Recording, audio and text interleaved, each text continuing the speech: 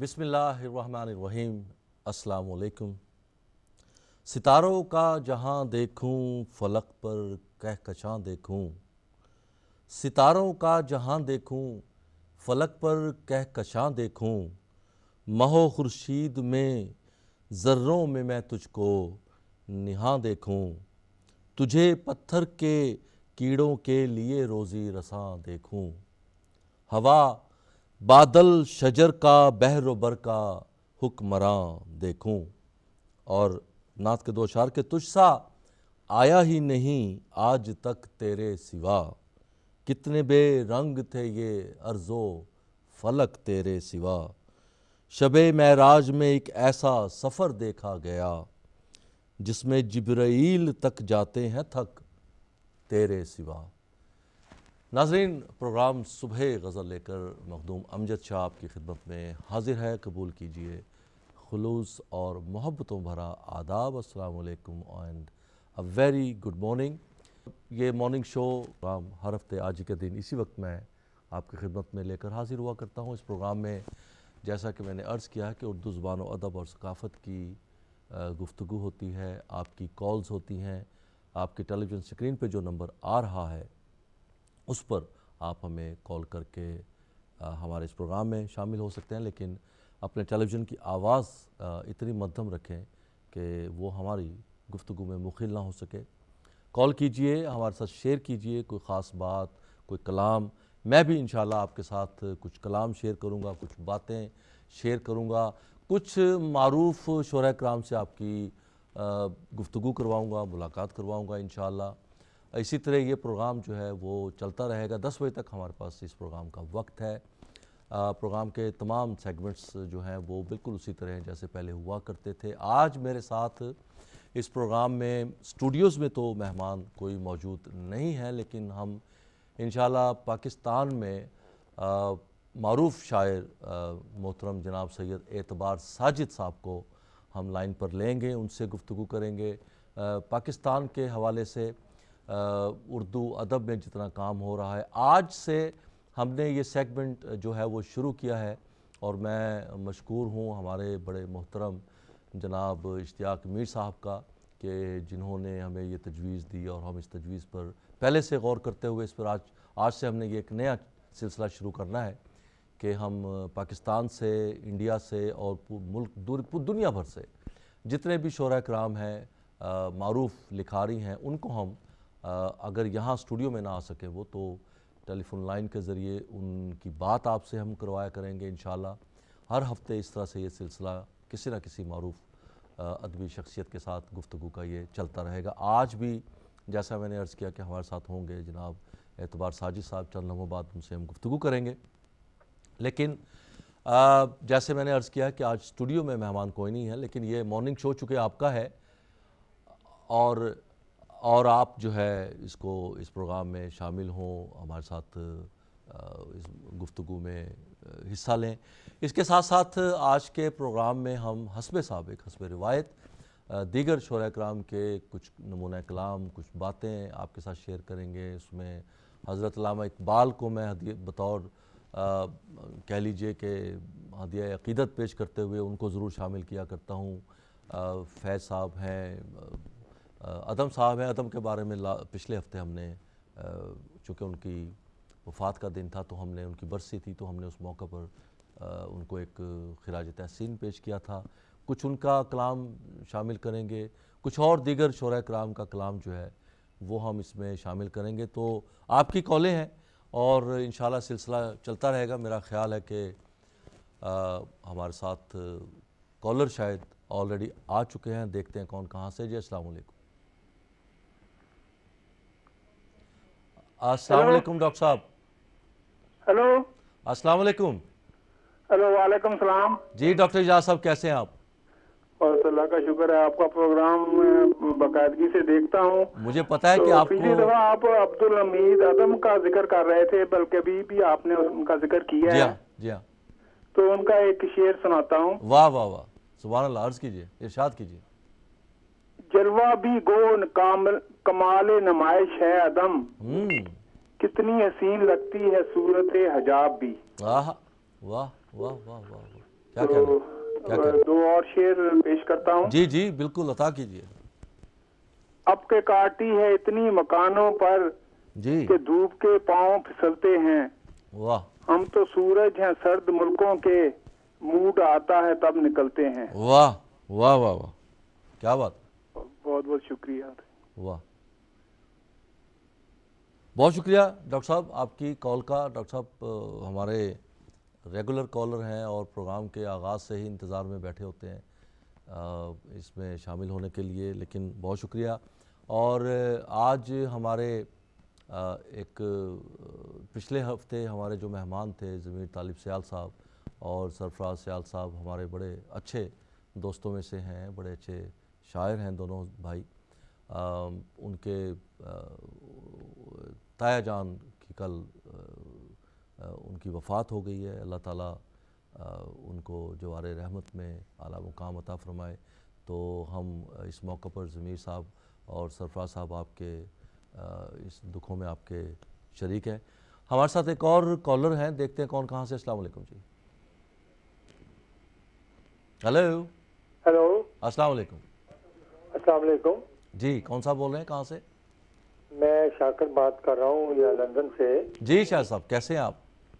الحمدللہ میں ٹھیک ہوں. ماشاءاللہ. آپ یہ جو آپ نے پروگرام شروع کیا ہے صبح غزل, جی جی الحمدللہ. جی کہیے. جی جی, اس میں کچھ چند اشعار پیش کرنا چاہتا ہوں اپنی غزل کے. اچھا آپ خود بھی لکھتے ہیں؟ ماشاءاللہ, واہ جی ماشاءاللہ. تو آپ ایسا کیجئے, اس سے پہلے آپ اپنے اشعار سنائیں. آپ ہمارے اسٹوڈیوز میں نا اپنا نمبر ذرا چھوڑ دیجئے, انشاءاللہ ہم کبھی آپ کو بھی یہاں دعوت دیں گے اس پروگرام میں. لیکن یہ ہے کہ آپ اپنے اشعار ہمیں جناب ضرور مرحمت فرمائیں. چلیں ٹھیک ہے, میں پہلے اشعار سنا دوں یا پہلے آپ اپنے پہلے ہمیں اشعار سنائیں. جب آپ کی کال مجھ سے گفتگو جب آپ کی بند ہوگی پھر نمبر دے دیجئے گا. لیکن آپ اپنے ٹیلی ویژن کی آواز بند کر دیں, کیونکہ آپ غالباً اپنے ٹی وی سے میری آواز سن رہے ہیں.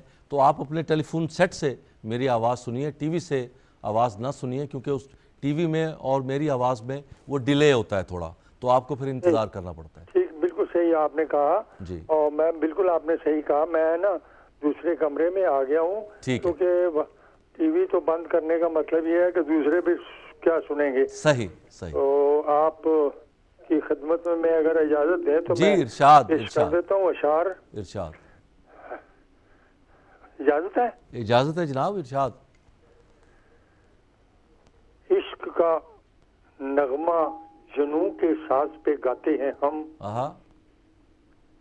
عشق کا نغمہ جنوں کے ساز پہ گاتے ہیں ہم. اپنے غم کی آنچ سے پتھر کو پگھلاتے ہیں ہم. واہ واہ واہ واہ واہ. اپنے غم کی آنچ سے پتھر کو پگھلاتے ہیں ہم. جاگ اٹھتے ہیں تو سولی پر بھی نیند آتی نہیں. آہا واہ واہ واہ. جاگ اٹھتے ہیں تو سولی پر بھی نیند آتی نہیں. واہ. وقت پڑ جائے تو انگاروں پہ سو جاتے ہیں ہم. واہ واہ واہ واہ واہ واہ. کیا بات. وقت پڑ جائے تو انگاروں پہ بھی سو جاتے ہیں انگاروں ہم. پہ سو جاتے ہیں واہ ہم. واہ. اور زندگی کو ہم سے بڑھ کر کون کر سکتا ہے پیار. آہا. زندگی کو ہم سے بڑھ کر کون کر سکتا ہے پیار. واہ. اور اگر مرنے پہ آ جائیں تو مر جاتے ہیں ہم. آہا. واہ واہ واہ. اور اگر مرنے پہ آ جائیں تو مر جاتے ہیں ہم. تو مر جاتے ہیں ہم. واہ واہ واہ. اور دفن ہو کر خاک میں دفن رہ سکتے نہیں. دفن ہو کر خاک میں دفن رہ سکتے نہیں. واہ. لالا و گل بن کے ویرانوں پہ چھا جاتے ہیں ہم. واہ واہ واہ واہ واہ. واہ واہ. لالا و گل بن کے ویرانوں پہ چھا جاتے ہیں ہم. یہ آخری مصرع جو ہے اس کے ایک ظاہری معنی تو ہے قبرستانوں میں بھی پھول اگے ہوتے ہیں, اور دوسرے معنی جو ہے اس کے باریک معنی یہ ہے کہ جو کردار کی خوشبو ہے, ایک لوگوں کے کردار کی خوشبو جو ہے وہ پھیلتی ہے دنیا میں. ماشاءاللہ ماشاءاللہ. واہ بہت خوب. بہت شکریہ جی. کچھ اور اگر آپ کے پاس وقت ہے تو کچھ اور سنائیے نا جی.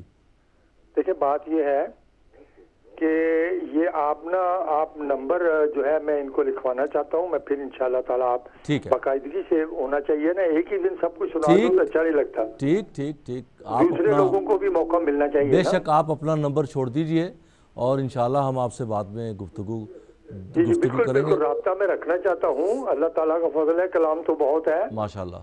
انشاءاللہ بات ہوگی. بہت شکریہ. آپ کو خدا حافظ. اور آپ یہ دوبارہ ویڈیو والے جو ہے وہ نمبر نوٹ کر لیں. بہت شکریہ. آپ دوبارہ کال کریں اور ان کو نمبر لکھوا دیں پلیز. بہت شکریہ، بہت شکریہ جی.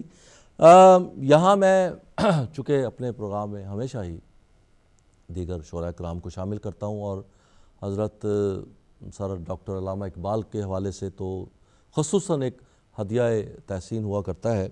آپ کہتے ہیں، ان کی ایک بات میں آپ کے ساتھ شیئر کرنا چاہتا ہوں کہ دیکھیے کتنے بڑے شاعر ہیں، کتنے بڑے انسان ہیں، اور وہ اپنے بارے میں خود علامہ اقبال کیا کہتے ہیں کہ میں نے کبھی اپنے آپ کو شاعر نہیں سمجھا. دیکھیے کتنے بڑے شاعر ہیں، اور وہ کیا کثرت نفسی کا عالم کیا ہے. کہتے ہیں کہ میں نے اپنے آپ کو کبھی شاعر نہیں سمجھا، اس واسطے میرا کوئی رقیب نہیں اور نہ ہی میں کسی کو اپنا رقیب تصور کرتا ہوں. فن شاعری سے مجھے کبھی دلچسپی نہیں رہی. ہاں بعض مقاصد خاص رکھتا ہوں جن کے بیان کے لیے اس ملک کے حالات و روایات کی روح سے میں نے نظم کا طریقہ اختیار کیا. ورنہ دیکھیں کہ اتنے بڑے شاعر خود اپنے بارے میں کیا کہہ رہے ہیں. تو میرا خیال ہے ہمارے ساتھ اگر پاکستان سے دنیا ادب کا ایک بہت بڑا نام ہے ہمارے ساتھ موجود ہیں، اگر وہ تیار ہیں، جناب معروف شاعر اعتبار ساجد صاحب ہمارے ساتھ لائن پر موجود ہیں پاکستان سے. ان سے گفتگو کرتے ہیں. السلام علیکم جی. وعلیکم السلام. شاہ صاحب آپ کیسے ہیں؟ الحمدللہ جناب اعتبار ساجد صاحب. شاہ صاحب آپ کیسے ہیں؟ ٹھیک ہیں؟ خیریت سے ہیں؟ آپ کی محبتیں میرے ساتھ ہیں. بہت بہت شکریہ جی. پہلے تو میں آپ کا شکریہ ادا کرنا چاہوں گا کہ آپ اتنی مصروفیت کے بعد آپ نے ہمارے لیے آپ پابند ہو کر وہاں تشریف فرما ہیں ہمارے پروگرام میں شرکت کے لیے. میں آپ کا شکریہ ادا کرتا ہوں اور آپ کو خوش آمدید کہتا ہوں اپنے پروگرام صبح غزل میں D M television U K سے. آپ کو آج یہ ایک نیا سلسلہ ہم نے آج ہی سے شروع کیا ہے کہ ہم انشاءاللہ دنیا بھر سے اور پاکستان سے، جیسے آپ کے ساتھ ہم آن لائن یہاں پر ٹیلی فون لائن کے ذریعے سے گفتگو کر رہے ہیں، ہم دیگر شعراء کرام کو بھی اس پہ لیا کریں گے. تو آج آپ سے ہم نے اس کی ابتدا کی ہے. آپ کے بارے میں کچھ کہنا تو سورج کو چراغ دکھلانے کے مترادف ہے. آپ کی ماشاءاللہ اتنی تخلیقات ہیں، اتنی کنٹریبیوشن ہے پاکستان کے ادب سے. لیکن بہت شکریہ. لیکن یہ ہے کہ اردو زبان و ادب اور ثقافت پر ہماری چونکہ گفتگو رہتی ہے تو میں یہ چاہوں گا کہ آپ پہلے تو ہمیں کچھ تھوڑا سا ایک اوور ویو دیں کہ پاکستان میں جدید جو شاعری ہے یا جدید نقطہ نظر جو شاعری میں ہے اس پر کس طرح سے اردو زبان کی خدمت کی جا رہی ہے، کیونکہ آپ خود بھی اس کے جدید شعراء کرام میں آپ کا بہت نام ہے. جی میں عرض کروں گا. دکتر مخدوم صاحب اور تمام سامعین جو مجھے سن رہے ہیں جی ان کی خدمت میں میری گزارش یہ ہوگی کہ دنیا میں پرندے کی چہکار پہلا نغمہ تھا. جی وہ نثر نہیں تھا، وہ نظم میں تھا جی جسے شاعروں نے نغمے میں ڈھالا، چاہے وہ کسی زبان کے تھے، کسی خطے کے تھے، جی کسی ملک کے تھے. اور شاعری دنیا کی پہلی زبان تھی جس نے رفتہ رفتہ دھیرے دھیرے عروج حاصل کیا. اب ہم آتے ہیں بر صغیر کی جانب. جی چونکہ شاعری کا دائرہ تو آپ مخدوم صاحب جانتے ہیں کہ پوری کائنات میں پھیلا ہوا ہے. بے شک. ہمارے افریقہ میں بھی، اسکینڈینیویا میں بھی، اور آپ کے برطانیہ میں تو خیر کئی کلامزہ ہیں غالب کے اور ان کے خانوادے ہیں آباد آج دن تک، اور خود حکومت برطانیہ نے ہمیشہ اردو کی بہت زیادہ سرپرستی کی ہے، اور میں سمجھتا ہوں کہ اردو کی بے پناہ خدمات سر انجام دی ہیں دور اول میں، اور آج دن تک اردو سے ان کی محبت کا، ان کی وابستگی کا یہ سلسلہ جاری ہے، جس کے لیے سب سے پہلے تو میں حکومت برطانیہ کو خراج تحسین پیش کروں گا اپنے بر صغیر کے ادبی حوالوں سے، اور پھر میں برطانیہ میں مقیم وہ تمام احباب جو اردو سے وابستگی رکھتے ہیں، چاہے ہندی لیٹرنگ میں لکھتے ہیں لیکن بولتے اردو ہیں، ان سب سے اپنی محبت کا اظہار کروں گا، اور گزارش میری یہ ہے کہ امیر خسرو سے لے کر آج زبان اردو نے بر صغیر میں دھیرے دھیرے رفتہ رفتہ اپنی جڑیں پکڑی، اور اس میں سے ایک صنف ایسی پھوٹی جو تمام اصناف سخن پہ حاوی ہو گئی، اس کو کہتے ہیں غزل۔ صحیح، غالباً ایسے ہے۔ جی ہیلو، جی آپ بات کیجئے۔ تو اب غزل ایک ایسی زبان ہے جو ہر عہد اور ہر زمانے میں بہادر شاہ کا عہد ہم شروع کرتے ہیں، اس زمانے کے شعراء کرام سے لے کر آج دن کے زمانے کے شعراء کرام تک غزل ہی وہ ایسا آئینہ ہے جس پر ہر دور کا عکس کسی نہ کسی صورت میں رہتا دکھائی دیتا ہے۔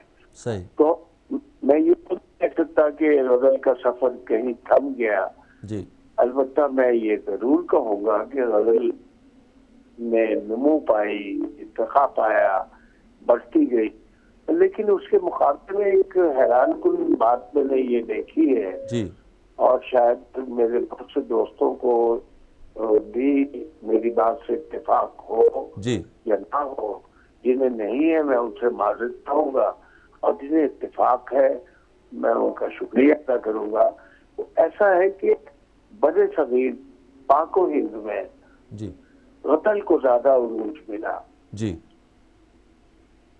نظم کے مقابلے میں، اس سے کہ نظم محافل کی چیز نہیں ہے، صحیح، یہ نشستوں کی چیز ہے، یہ نشستوں میں پڑھی جانے کے لائق ہے، سنی جانے کے لائق ہے، ان کی اہمیت سے میں انکار نہیں کر رہا ہوں، نظم کی اہمیت مسلم ہے، اپنی فکر ہے، اور یقیناً ہمارے نظم کو پوری دنیا میں جانے پہچانے جاتے ہیں، اور ہم بہت ان کا احترام کرتے ہیں۔ مجید امجد کو کون فراموش کر سکتا ہے، نون امراشد کو کون فراموش کرے گا، میرا جی کو کون فراموش کرے گا، فیض صاحب کی خود نظموں کے حوالے سے انہیں کون فراموش کرے گا، اور جوش ملی آبادی صاحب کو کون فراموش کر سکتا ہے۔ اسی طرح شعراء قدمہ میں چلے جائیں تو کتنے ہی ہمارے بزرگان ادب ہیں جو نظم کے حوالے سے معروف ہیں، داستان گوئی کے حوالے سے معروف ہیں، اور پھر اپنے بچے کے حوالے سے کتنا مضبوط دو شعراء کرام آپ کے سامنے، میر انیس اور دبیر، کیسے مضبوط خانوادے ہیں اور کیسے مضبوط ستون ہیں ادب کے، لیکن سب جگہ سے گھوم پھر کر جب میں آتا ہوں وادی غزل میں تو میں یہ دیکھتا ہوں کہ یہاں طرح طرح کے پھول ہر عہد کے کھلے ہوئے، خوبصورت ہے، دلکش ہے اور خوشبودار ہے، اور ہر پھول میں اپنے عہد کی مہک ہے، اپنے عہد کی ایک خوشبو ہے۔ تو اس لیے آج کے عہد میں جو غزل کہی جا رہی ہے وہ بھی اپنے عہد کی آئینہ دار ہے، وہ بھی اپنے وادی کا ایسا پھول ہے جس میں اس کی اپنی مہک، اپنی مٹی کی مہک اور اپنے زمین و آسمان کی مہک محسوس ہوتی ہے۔ بے شک بے شک جی۔ اور پھر غزل کا ایک یہ مخدوم جی غزل کا ایک جو خاصا آپ کی گفتگو میں بھی اس کی جھلک جو ہے وہ نظر آتی ہے اور محسوس ہوتا ہے عام طور پر غزل میں بھی، آپ نے پھولوں کی بات کی ہے، خوشبوؤں کی بات کی ہے۔ غزل میں یہ خاصا ہے کہ اس میں ایک شعر آپ کو گلاب کی خاصیت دے رہا ہے، دوسرا شعر آپ کو گیندے کے پھول کی خاصیت دے رہا ہے، تیسرے پھول میں آپ کو چنبیلی کی خوشبو نظر آتی ہے۔ تو گویا غزل جو ہے وہ اپنے ذات میں ایک ایسا ایک گلدستہ ہے رنگا رنگ، جس میں ہر پھول کو سمویا جا سکتا ہے، ہر خوشبو ایک ایک شعر کی صورت میں شامل ہو سکتی ہے۔ تو اس پر ذرا فرمائیے۔